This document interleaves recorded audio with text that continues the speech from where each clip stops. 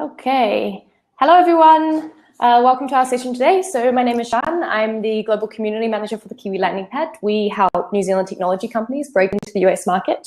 And essentially, we're trying to build capability back home and here so that when you land, you're more ready to be here. We really are trying to look after the learn, launch, and land piece.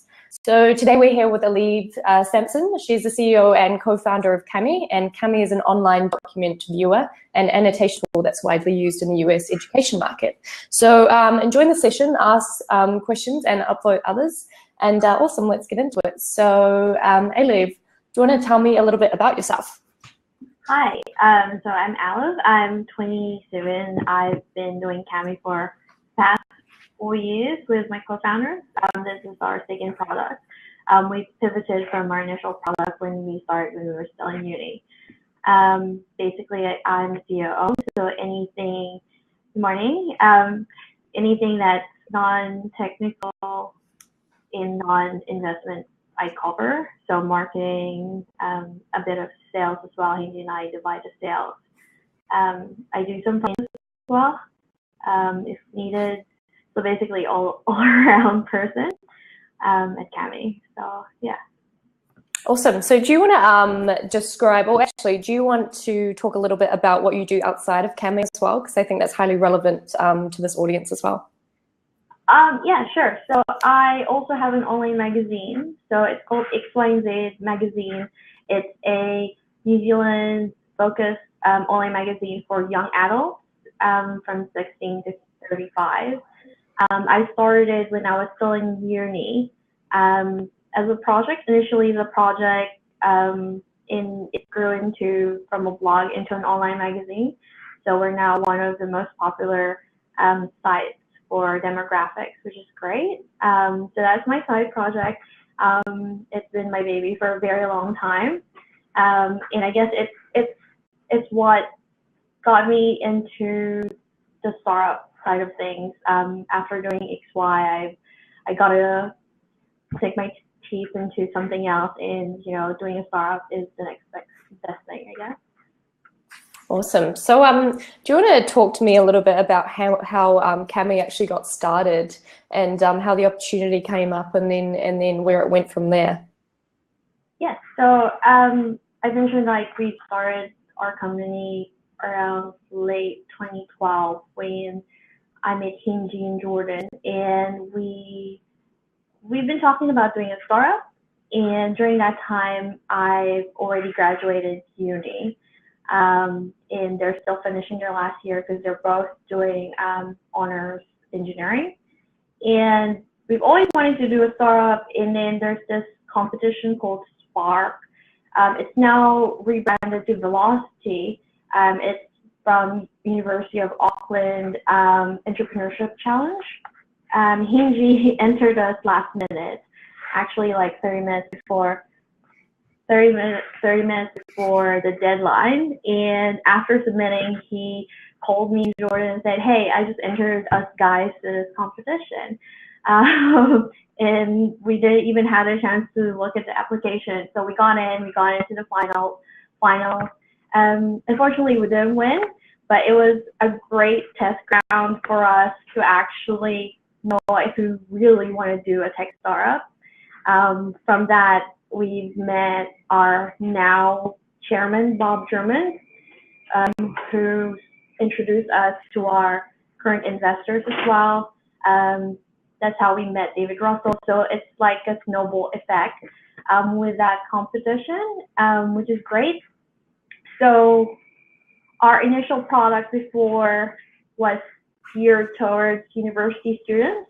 It's more like an annotation tool that students can use with their PowerPoint slides. It didn't take off as much as we wanted to be.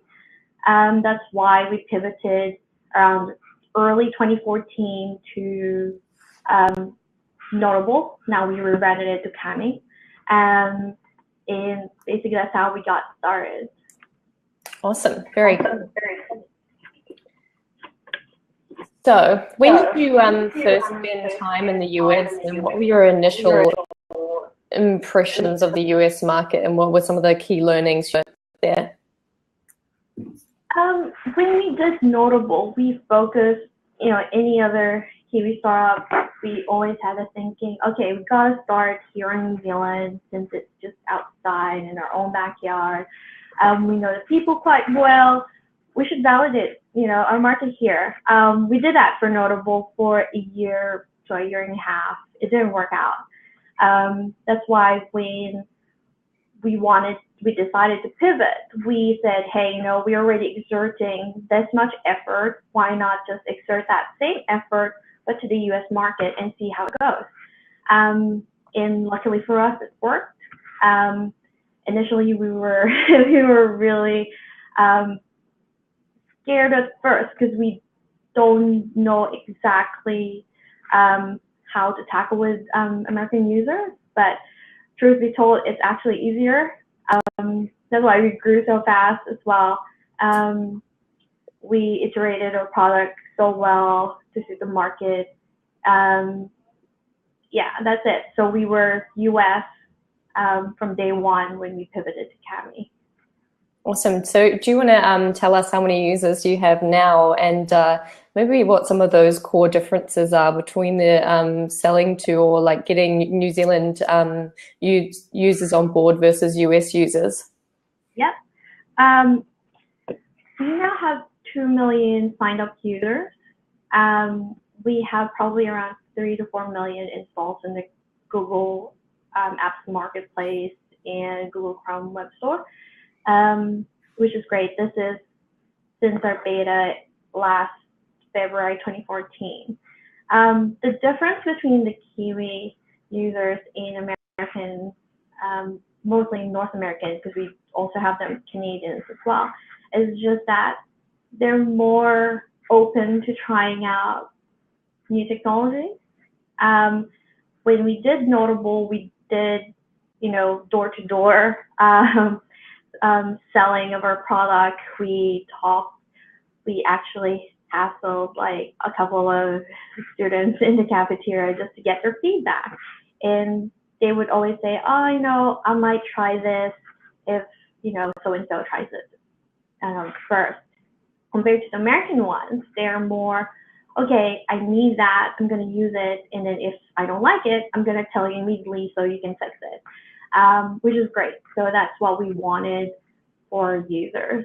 And once we hit the right angle for that user, it will just grow virally to the other similar types as well, compared to the New Zealand market as well. Sounds like a Kiwi culture thing that keeps kind of coming up in these discussions, right?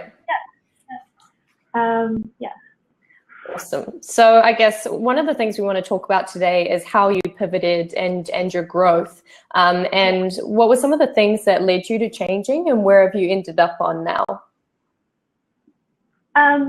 So we actually pivoted probably 2 times now.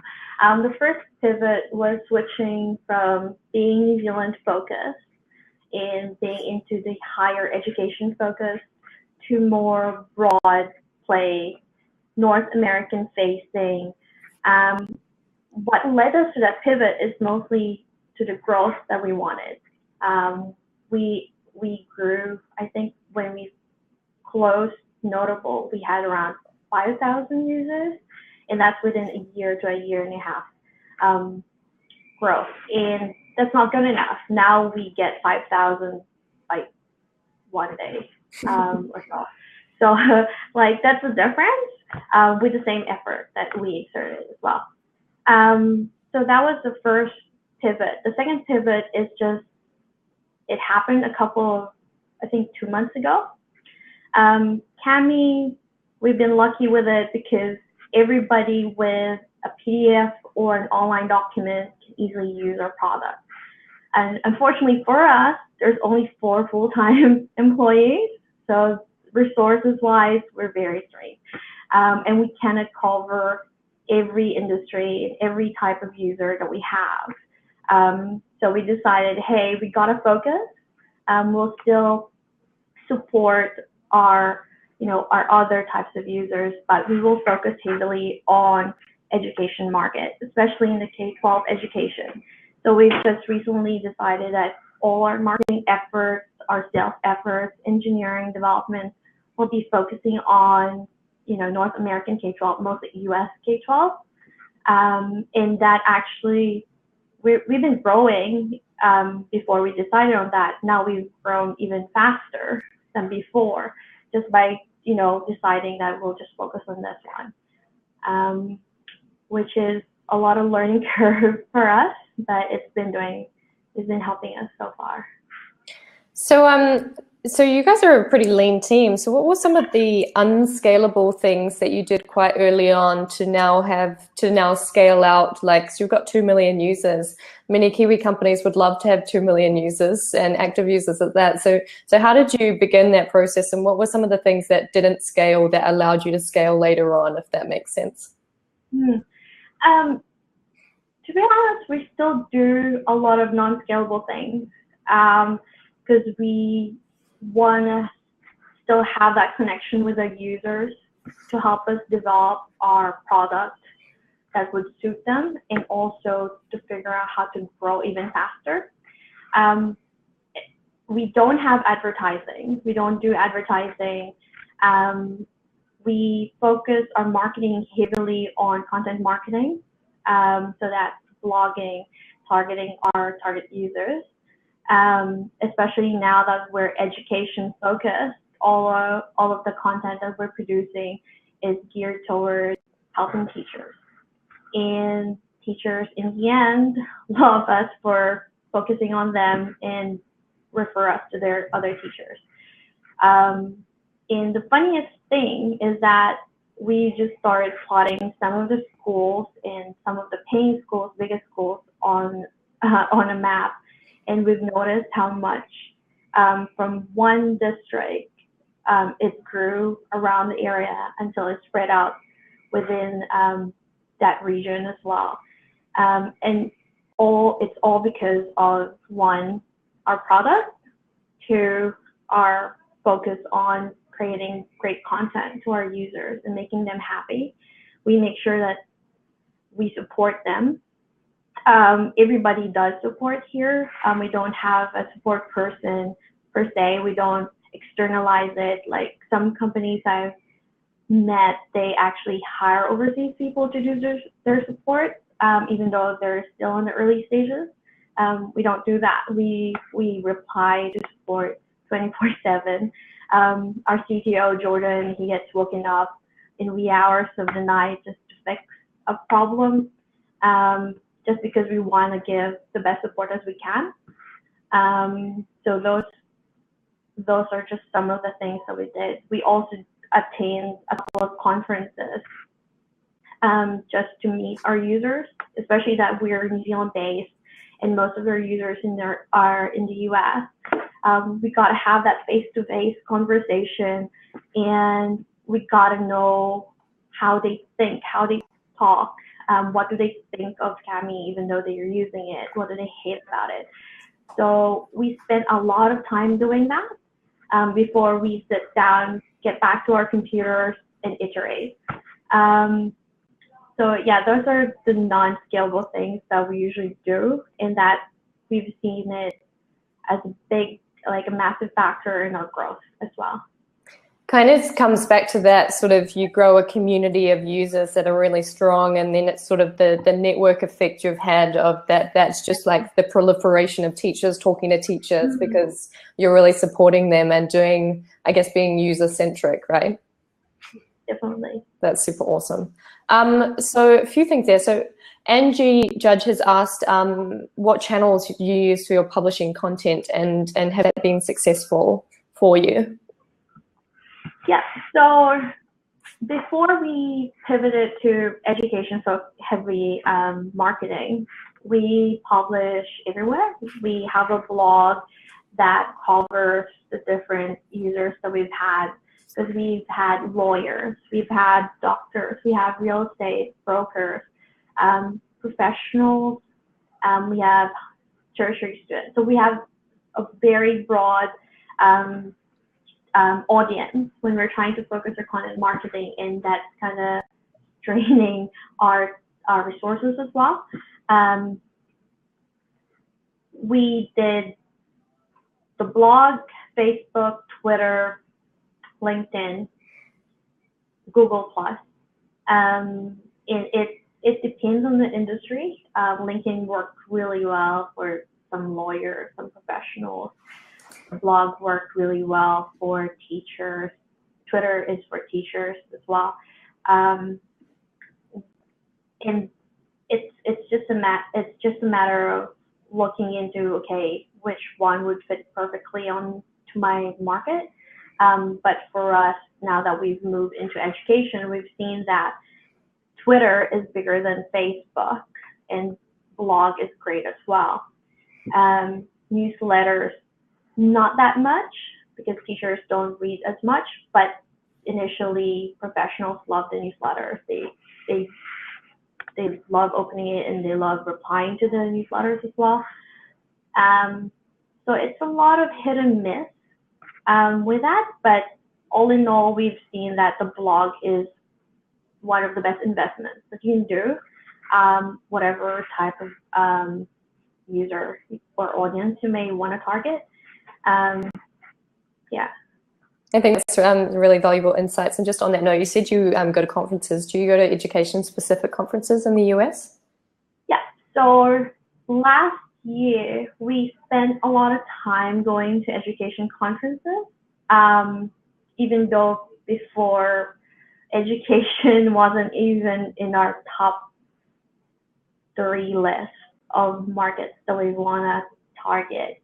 We've always put education on the side, thinking, oh, education's just there. Mainly it's because education users require basic features. So that's why we've been focusing before heavily on the lawyers, the doctors, because they do have more specific feature requests. But we did spend, I think, around 6 months in total in the US just last year, just going to different conferences, different meetups. But it helped us kind of validate that education is the go-to place for us, especially that teachers are begging us to like do certain things for them or something. So how do you find out about those conferences? I know that, so something that I've experienced before is a lot of Kiwis don't understand the value of a conference in the US and how US companies tackle a conference. So like, for example, a conference like SaaStr, I sort of describe it as the perfect shopping spree because you get to go shopping for investors, customers, and information. Yeah. We've had the same view of conferences before. We actually thought it was a waste of time. We didn't put that much effort initially, but to be honest, it was one of our biggest driving factors for our growth and for our sales as well. For example, for doing sales, I've been trying to close the sales from a certain district, and the person I've been trying to contact with wasn't replying to me, and I thought it was already a gone sale. He went to the same conference that we went to, and he actually dropped by the booth saying, hey, we used your product. And I was like, yeah, I recognize your name. And he asked a lot of questions. We did a demo in front of him.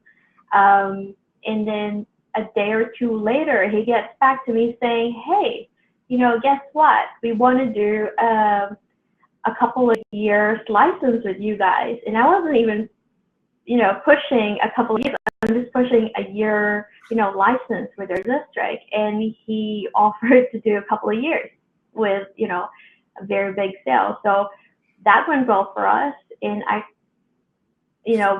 we actually think that the face-to-face value of being in the conference and actually listening to them, like specifically to their concerns, helped us close that sale. In terms of growth, there are a lot of workshops in every conference.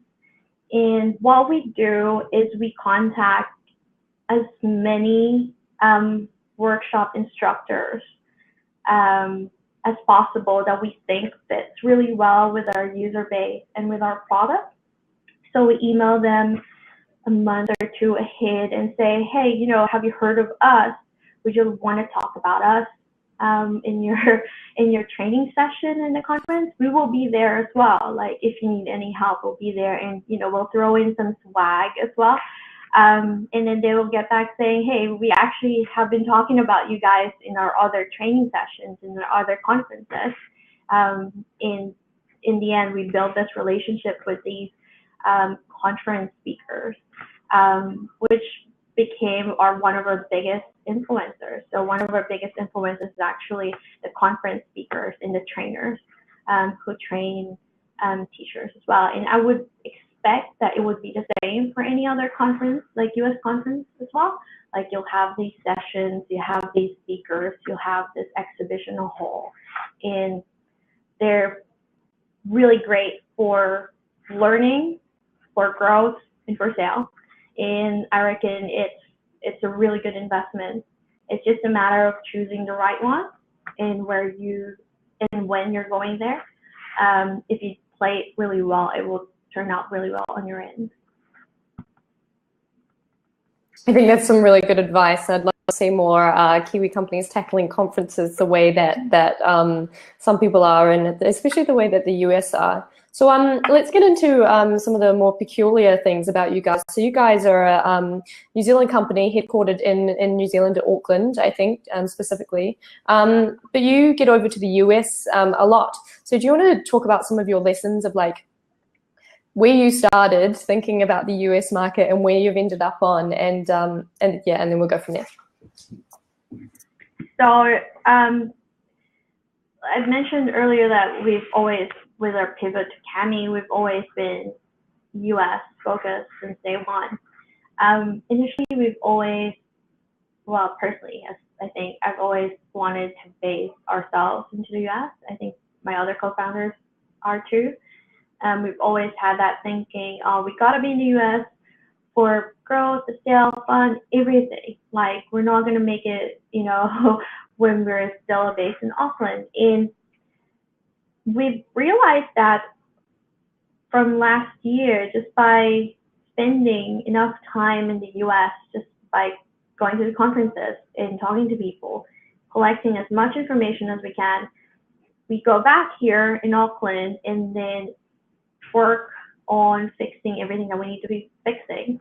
And we're not distracted by the Valley, because we love the Valley so much. You meet a lot of people, you go to these cool events, but you get distracted. So the advantage of being back here is actually having that focus, in having that, you know, thinking that, hey, I want to take as much advantage as I can from all the learnings I've got. And right now, we've just accepted the fact that, you know, we don't have to, you know, move ourselves initially and go through the logistics of getting a visa, getting, you know, an accommodation, a permanent accommodation in the US. Like, we don't need to worry about that. We'll just focus our time and effort into actually building the company, and just fly back and forth as needed. Oh, hey, Hinji. And investment-wise, Hinji's over here joined us as well. For investment, we've learned that there are a lot of advantages of being in the US, but we do take advantage of our resources here in New Zealand, and we know that, you know, the quality of advice and investment here in New Zealand is as best as most of those that we've seen in the Valley as well. So, you know, we just want to use that to our advantage, I guess. Sorry, you're in mute. Whoops. So you have some pretty impressive investors. I don't know if you want to tell us who they are. How did you get them? And also, do you want to talk about sort of what we talked about earlier around, do they want you to be in the US, or how do you straddle that conversation with them? Because I know some of our other startups sort of tackle this problem head on quite frequently? Yes. We have Sam, sorry, trying to fix this. Yes, Sam Altman and Scott Nolan. Sam is the Y Combinator president, and Scott works for the Funders Fund.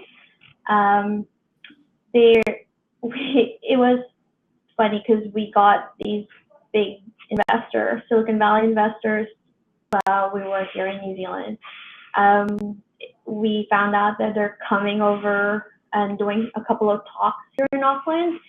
So we weren't actually invited in those events. So we kind of crashed and tried to ask people if we can get in. Initially, the purpose was to get as much feedback from Sam to find out how we can get into YC, because we've always wanted to be a YC company. So we've been trying so hard. Like Hinji has been pitching with them a couple of times in their different events, and they would just say some generic things, spend a couple of minutes until we managed to get a 15-minute one-to-one chat with them, actually showing the product and explaining to them, hey, this is how much we've grown. We've during that time we just pivoted to Kami as well. This is our vision, and great, we got valuable feedback, and we're like, okay, great, like we're gonna apply to YC and we're gonna use all the feedback that we got from Sam and Scott.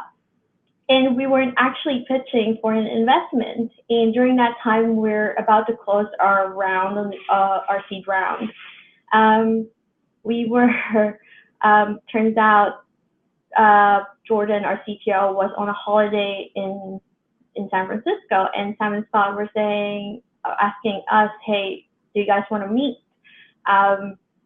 We want to talk more about potentially investing in you guys. And we're like, yep, definitely, Jordan's in town. He will gladly meet you guys. And he met up with them.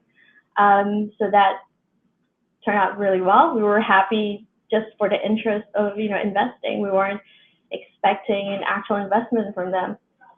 We were in a few weeks, I think a week or two after, we were in Florida for a EdTech conference. We suddenly had a call from them saying, hey, is the round still open? We want to get in. So that was really exciting. They got on board, and they've always been in touch. Whenever we're in San Francisco, we always meet up with them, give them feedback, see what they think about the company and the product and our growth. You've asked that what do they think that we're a New Zealand company, and if it matters if we move to the US. Both of them always tell us that stay lean as much as possible. And for us, being lean is staying here in New Zealand, because we can see how much growth and potential that we can do even without being in the US, without being distracted with all the logistics of moving to the US. In our stage right now, staying here works for us. Our burn is lower than if we were based somewhere in Oakland, for example. Of course, any American investor would love to have us to be, headquartered in the US. We'll get there at some point, but at our current status, we don't want to waste that effort just yet. And they always know that there's no point of wasting your time trying to move to the US if you don't actually have the product to sell. So we want to make sure that before we dive into moving to the US, our product is ready for both, the users, but mostly to investors as well. Awesome, good answer. So for me, it's pretty fascinating watching you guys over the last sort of 2 years, because you're probably one of the hungriest startups in New Zealand that I've seen in the last little while. Are you exchanging smiles with Hinji, who's watching this in the corner of the room? No, I'm in the other room. Okay. For those of you that don't know, Hinji is one of the co-founders and the CEO, I think. So do you want to tell us what time you get up in the morning as a team? And I guess from going, like, how you sort of got Sam and Scott involved sounds like you were just really persistent, which is, I guess, pretty impressive. Yeah, because we know that if we were in the US, even though we moved to the US and we tried hunting down Sam and Scott, we wouldn't get their attention. And we know that them being in New Zealand and being into the focus of actually meeting New Zealand startups, we can have better advantage of getting their attention. So we hustled, we tried to get into that. But yeah, right now we work really early, because I guess this is the disadvantage of having, North American heavy users in your base here in Auckland, is the time zone. It's been very painful for us, especially we wanted to be as close to the New York time East Coast as possible, because we do have a lot of users East Coast as well as West Coast. I give it to Jordan and Hingy mostly, because Jordan, like I mentioned earlier, he wakes up in wee hours if there's something wrong, or if there's a technical support ticket that needs attention. He would just wake up, start working, and get back to sleep, and then get back to work during the day. Hingy and I, even Jim, everybody in the company wakes up as early as possible just to reply to support tickets, because we don't want our users left hanging. We do reply to both, all our users, either they're paying or non-paying. We still focus our attention to them. So, for example, today, Hingy and I woke up at around 4, started a webinar around 6. We do a lot of webinars now, which is one of the greatest content that you can possibly do in a small budget, is to actually be online, talk to your users, get their feedback, help them out. Doesn't matter what time it is, and it's been doing really well for us. I guess that's the weakest point of being here.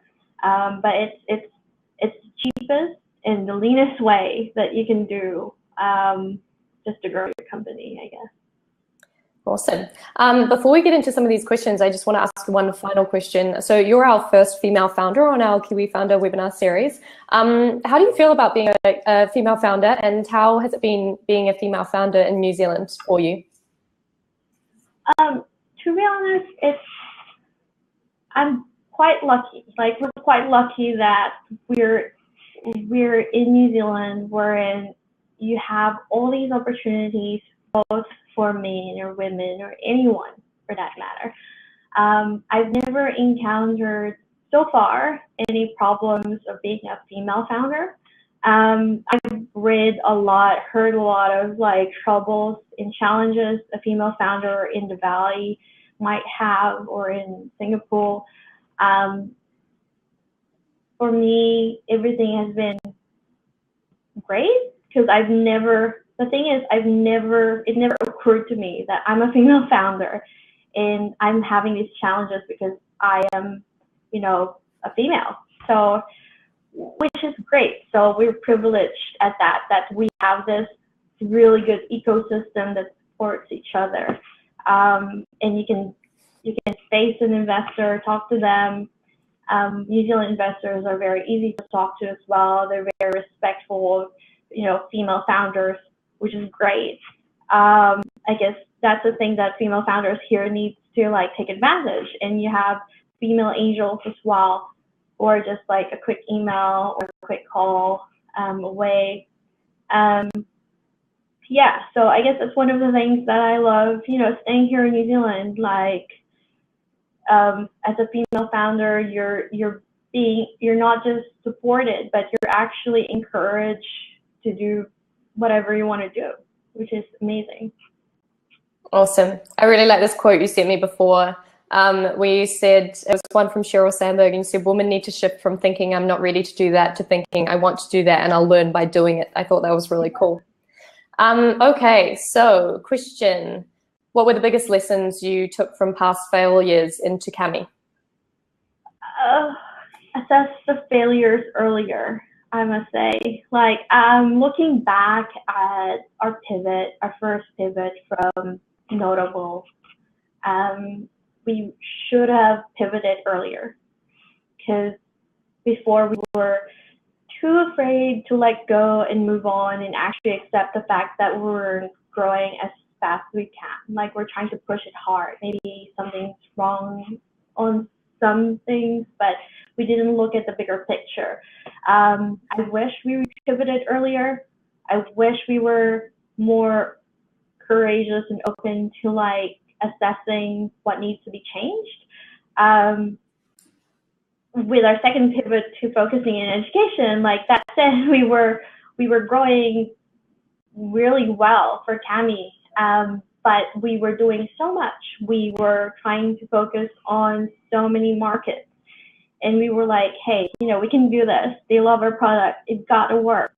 But the truth is, there's only 4 of us, and we can't do all of those things. We should have focused on education probably mid last year when we started going to conferences. You know, actually getting all that feedback and having all these suggestions from our education users. We should have had a bald moment wherein, hey, why not focus on education? But we weren't. We were trying to do as much as we can, but it's actually not as, you know, it's not, it doesn't end up really well on our end as well, especially as we're resource constrained. I guess that's one of the biggest lessons that I got from past failures for Kami. Like, we should have pivoted as fast as possible and actually assess our difficulties earlier. Awesome. So you mentioned when we were chatting before that you guys do a tweak every sort of couple of months. Do you sort of do a sprint and apply that sort of methodology and then come back every couple of months and sort of be like, okay, this is working, this isn't, how are we going to iterate on that? So we do that quite often, actually. We always, I guess, like I mentioned, the biggest lesson is just reassessing ourselves earlier. Now we're reassessing ourselves as early as possible, as often as possible, and just think, you know, look back, hey, is the product still working? Is it, it's not just how do you improve it, how do you fix the problems, but how do you make the product ahead of its game as well? How do you, not just in engineering, but also in marketing, how do you create conversations with your users that actually works? What are the right questions to ask them and to get the right feedback so that we can iterate our product and our messaging better? So yeah, I guess that's one of the things that we're doing right now. Awesome. Okay, so next question. Tell us a bit about your market validation process. Market validation process, it's mostly just when we pivoted to Kami, we have the shittiest product on the Chrome Web Store, to be honest. We have buttons that don't do anything. It just says highlight here, but it doesn't work. A button just says save, but it doesn't work. But whenever someone clicks on that button, it pops up an email address that they can complain to. So we've got a lot of complaints from people saying, hey, you know, this button doesn't work. Your product is so terrible. Like, it doesn't work at all. And then we'll get back to them and say, hey, why did you install our product? Why do you need this feature? Why do you use this tool? And they would get back to us and say, oh, it's because of so and so and so. And then that's how we initially validated the initial product. And we're constantly doing that. I've mentioned that we all do support, because everybody in the company needs to know what our users are thinking, but what do they need, what do they hate, what do they love about the product. So that's one of the big like daily validation that we always do. With when we decided to do education, we chose education even though we're growing into other markets. It's mostly because education grew, if not twice as faster as the other markets. Selling has been easier for us, and we've gotten to know our education users through the conferences that we attended last year. So we're quite confident that we know who they are and what they want from all the conferences that we've been to. So right now we're about to travel to the US actually again to visit some of our biggest users. So that's one of the non-scalable things that we do, which is to actually visit, go to the actual schools, go inside the classroom and get feedback, talk to them, get to know them. And we've done that early this year. We went to a school who heavily uses us, got there, saw our users, saw the kids using our product, which is surreal. Actually seeing other people and being in the classroom who uses Kami is just amazing. It's this feeling that you can't have while you're, online. So that's one of the things that we do just to validate not just our product, but also the way that we build relationships with our users and create the community. So we're still in the learning process. We're still validating a lot of things. So basically those are the main things that we've been doing so far.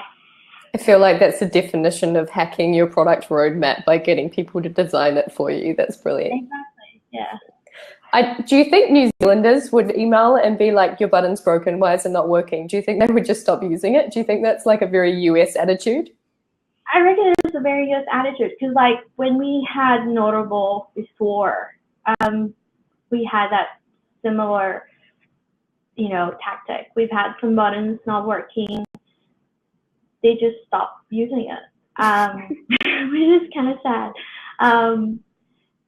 The funniest thing, after growing to the US market, we were seeing fast growth in the New Zealand side of things as well, without us putting too much attention. And I guess it's maybe New Zealand users have adapted the American thinking that, hey, you gotta, these products, they're not perfect, but they're good enough that, these founders are gonna listen to you and fix it up.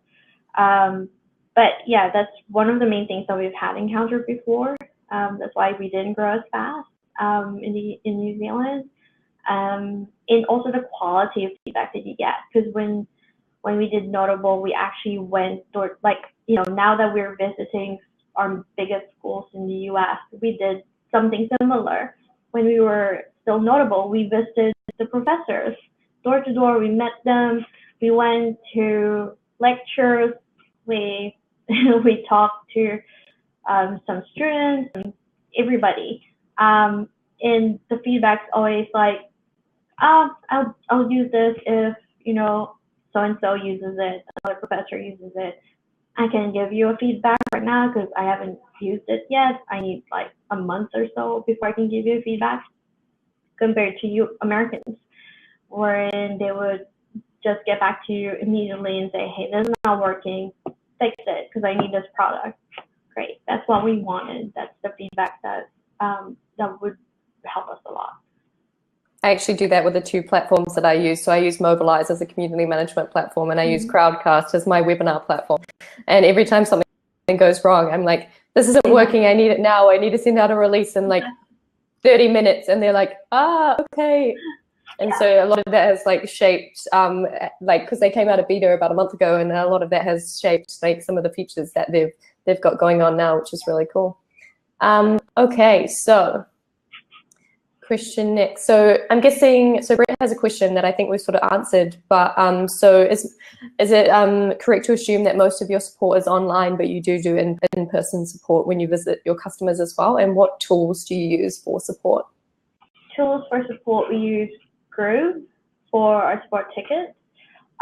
We just started using Intercom, targeting our teachers.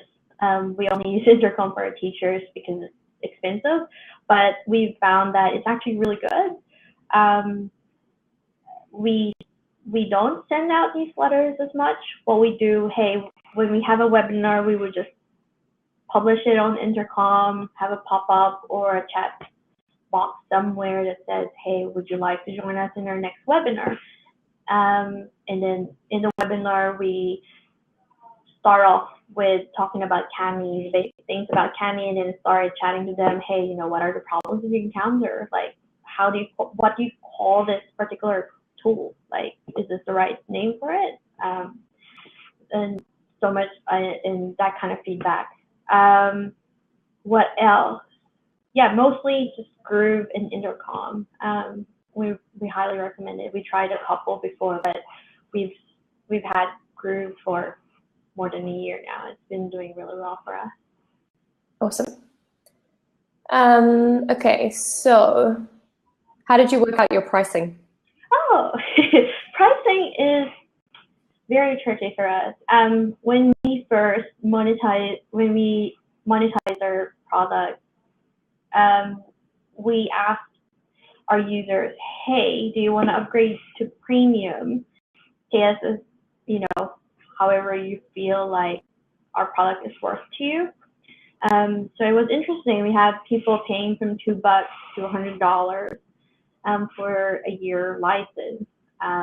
And we started off with that, and we're constantly reiterating our pricing, especially now that we have non-education users. So we have the self-serve non-education users, and we have the education users with certain licensing price depending on how big the district is, what type of users should they have. So for the non-education, it's always been, oh, okay, they're willing to pay this much. Maybe we should contact them and ask them, hey, if we ask you to pay $5 extra, what would you want us to develop for you? Like, what would make you, you know, pay us more? So we always do that. For the education, it's the same. It's a lot of, the thing about education is that a lot of startups are afraid, we were actually initially afraid of getting into edtech market because it's this different world that you don't know about. You don't know the language, you don't know how the pricing works, what the budget look like. But we've learned that there will be budget for every type of product and service that you may have. It's just a matter of finding out who's the right person to talk to and how much their budget is. So we start right now, our school's license start off at $2 per user per year, and it's heavily discounted from the non-education. But then again, they buy bulk licenses. They buy for thousands of students, which is a lot of learning curve for us. But truth be told, pricing, it's a lot of back and forth conversation with your user. A lot of users who get angry when you increase it, but at the end of the day, you don't want to keep decreasing your pricing. You want to keep improving your product so that they would love to pay you that amount. So yeah. I'm loving this webinar. It's pretty entertaining. Okay, so is there a sales and R&D cycle, or are both happening simultaneously, and was it always like this for you? Always simultaneously. We're always doing all these validation R&D. With the trip that I've mentioned, it has R&D element to it as well. So everyone will be going to meet the teachers and the students and the principal and the CTO. So we will be meeting everyone in line, getting to know them, get technical feedback, get marketing feedback, build relationship with them, and we're always doing that. I guess as a startup, you just don't have the luxury of time to wait to have your R&D later on the year, because like, if you wait a couple of months, you've already lost, users that you would have had. For us, time is very valuable. We want to do as much as possible in a short as possible time, in the leanest way possible, I guess. So, I think every startup has to do that. Awesome. Okay. So I think this is an interesting question because it's not, there are Kiwi companies who are starting to understand this, but I don't know if they know how powerful it is. So tell us more about your webinars. Are they sales tools, customer support, or both? How frequently do you run them, and are they pre-recorded with live support? So my 2 cents on this is a lot of US startups and companies use webinars as one of their primary marketing tools and sales tools. It's the quickest way to get people in a room and in a place where they can ask a bunch of questions, and you can create an interactive two-way dialogue between yourself and your customer, and also just your community in general. And I know that you guys use them pretty heavily. Xero uses them very heavily. Lena, you could probably attest to that. So yeah, what do you think? I love doing webinars. Well, it's mostly Hingy and Jim who does it, but we all love the webinars that we've been doing right now. Video tutorials are very useful. So if you have a ticket, most of the tickets that you would get would be the same question or the same problem or issue that they've encountered. So we make sure that we create videos so that it's easier for the user to actually visualize how it works instead of just like typing it all up. And it's actually training them how the product works, which is great. When it comes to the webinar, it actually puts the face on the company. One of the things that initially we thought is that, education, market, if they found out that we're a bunch of 20-somethings, they wouldn't take us seriously. But when we did the conferences, we've met a lot of principals, superintendents, CTOs, and teachers, and they're like, wait, you're the person I've been talking to. Jim, our marketing guy, he's mostly the person talking, to the teachers, and they're like, you're James, you're the person that I've been emailing and tweeting, and yeah, I'm him. And they would like give each other hugs and take photos, things like that. It's surprising. To be honest, James was a rock star in our conference, because all these teachers know who he is, and actually meeting him in person is great. And the feedback that we've been getting is that you guys are young. That's awesome. You're not a bunch of old people who just sit in front of the computer and just does their job. And we're actually young and we're hustling, and we're building this product with a very small team in a very distant place, and they love us for that. And I guess we're taking advantage of that as well, and that's how we're building the relationship with the teachers, and just telling them, hey, call us anytime, contact us anytime, we're here to help you. And we took that advantage of we're young, we're actually focused onto this, building this product, and it's great.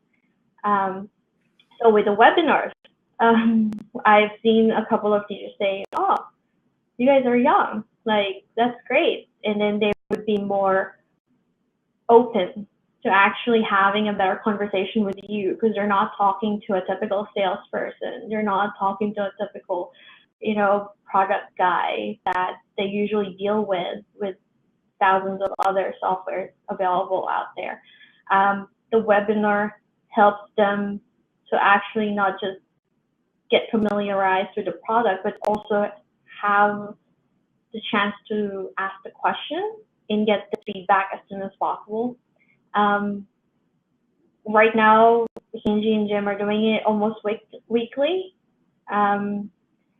It's just a struggle finding the right time, but we think it's one of the greatest support that you can do. So we do the blog, we do the intercom, we do the support, we do the webinar, we do the video tutorials. We also have the forum.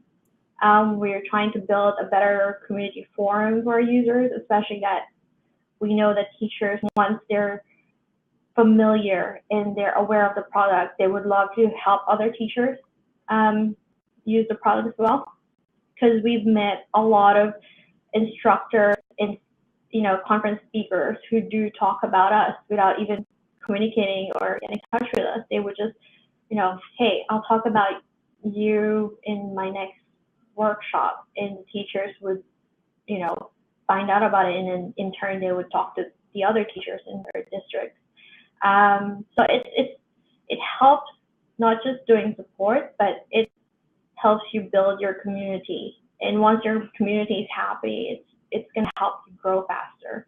And you don't even have to waste thousands of dollars in ad spend just by doing webinars, to be honest. It's like $89 a month for like a license to use a platform, and you get to engage with like thousands of people or even hundreds, which could be just your target users. Yeah, awesome. Okay, last question before I let you go. So we talked a little bit about this. So visas are an obvious challenge for Kiwi companies going to the US. Pretty challenging to get, pretty time consuming, and just a lot of red tape. So if you are going to expand to the US, which you will eventually, you already expanded, but basically if you're going to base yourself, where would you base yourself in the North American market and why? Personally, I think right now with our current situation, we would base ourselves probably somewhere in the West Coast, just to be in the middle of East Coast and also New Zealand. I always, like, for me, I'm not saying for the rest of the founders, but like I think that having foothold here in Auckland would be great for us, because there's no point of rushing into leaving the country.